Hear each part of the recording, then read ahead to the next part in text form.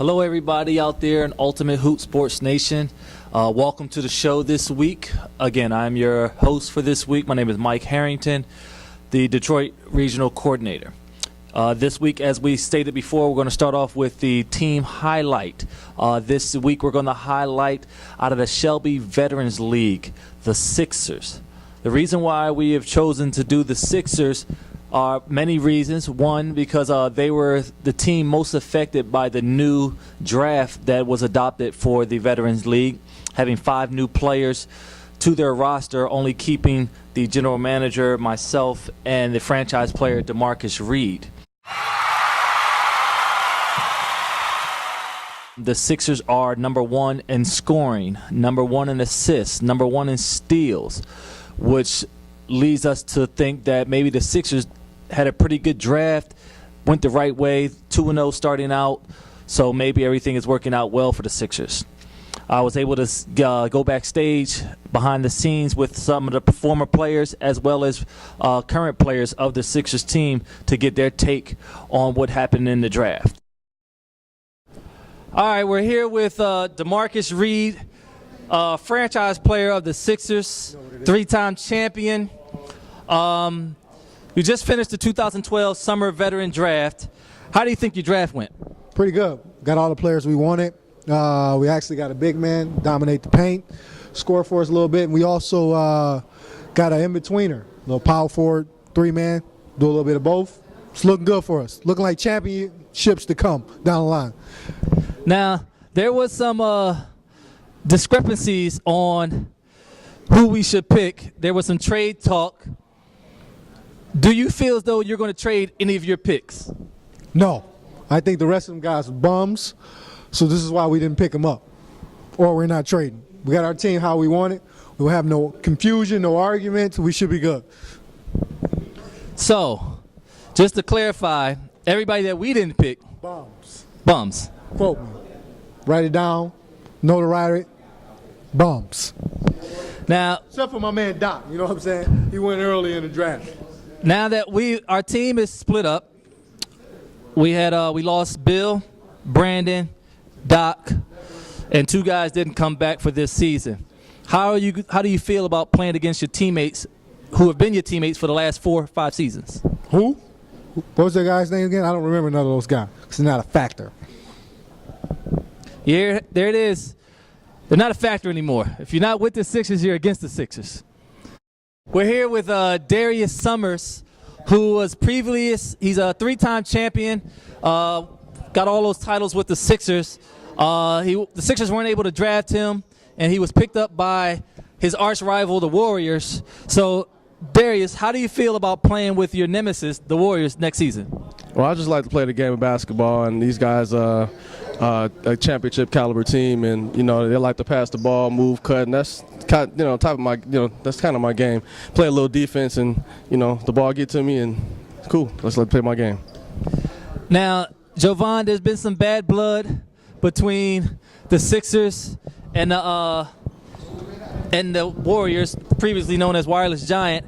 How do you feel about bringing on someone who you've been enemies with? I'm not going to say enemies, but just been a real heated contest for the past 5 seasons. Well, I feel great about it. I know he's a hard worker out there. He can hit the open jump shots, finish his layups, and he works hard on defense. It's an excellent pickup for our organization. Excellent. Now, Darrius, do you hold any grudges towards the Sixers for not being able to draft you? A little bit. But, it's a business. And, let the chips fall where they may. Play your cards, that's dealt to you. So, well, as we move towards the Rec League, a Wednesday night Shelby Rec League, Ball So Hard and No Respect had a grueling battle. It was an overtime win for Ball So Hard. Let's take a look at some of the highlights of that 80-75 win.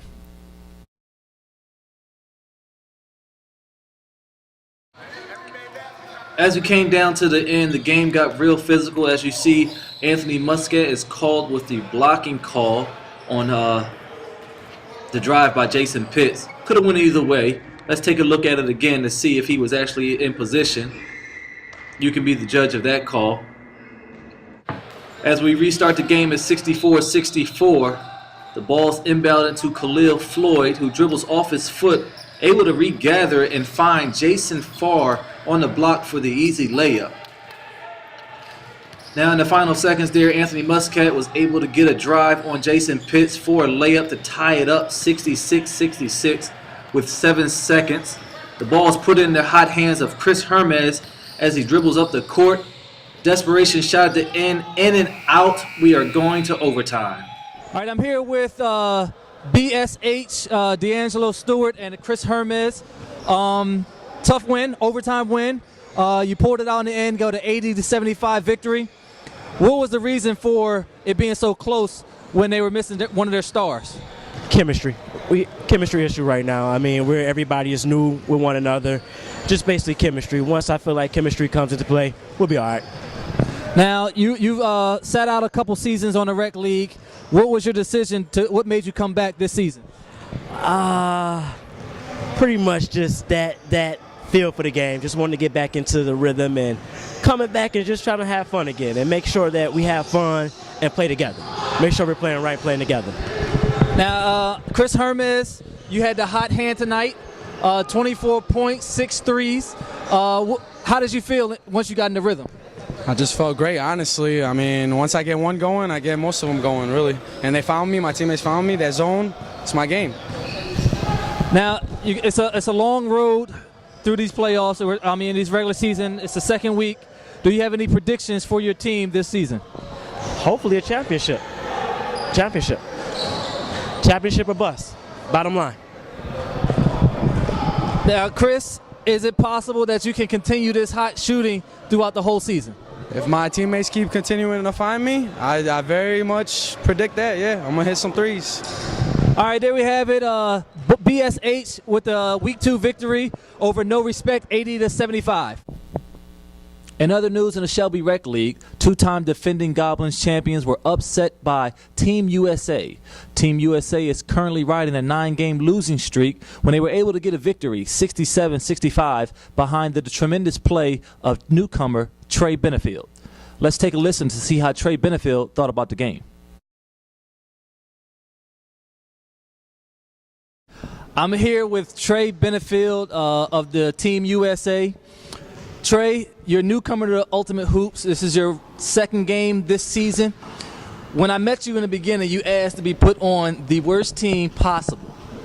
And so I put you on Team USA. They were 0-8 last season. They lost their first game last week. You come out here, you're able to give them 27 points and a victory over the defending champion Goblins. How was it that you were able to get in the groove so easily? Well, it was a struggle at first. I think I only hit about maybe 2 or 3 buckets in the first half, 20 minutes. So second half, I just tried to get to the basket more, and I was getting anything in the paint and opened up a jump shot a little bit down the stretch, and that was key for me. Now, knowing that it's a tough road ahead, like I said, Team USA is one of the worst teams percentage-wise in the league. Do you think you can give this type of performance every game? Yeah, I'm definitely going to come out and try to play hard and have my teammates just play off me, and I'll do the same. I'm just do what I can, try to get to the rim and try to get my shot when it's there. And that's pretty much it, just try to attack. All right, now do you have any predictions going forward? I'm just very confident in my team. Just saying, when we're coming out to play, anybody, no matter how good they are, what they did last year, what the records are, we're going to come in, we're going to give it our 100%, and we'll see what happens after that.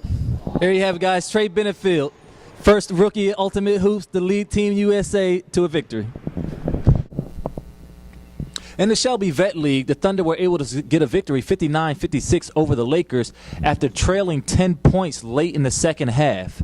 They were led by Brandon Boyle, who had 23 points and 8 rebounds. Here are some of the highlights of the ending of that game.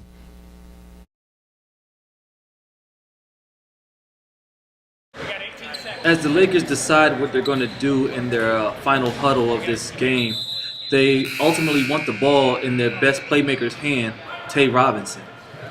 So as they inbound, we'll see if that plan comes to fold. As Todd brings the ball up, we have Tay Robinson coming to the top of the key, goes to the hole and dribbles the ball off his leg.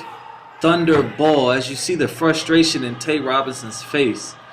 Down 1 point, they are forced to foul. Ball's inbounded to Chris Hull, who was fouled by Tay Robinson. As you can see, Tay is absolutely upset with himself, dribbling that ball off his leg. Chris Hull sinks the first one, and as for the second one, he sinks that one, puts the Thunder up by 3. As Steve Raines inbounds the ball to Patrick Fahey, dribbles up the side court, in desperation 3, no good.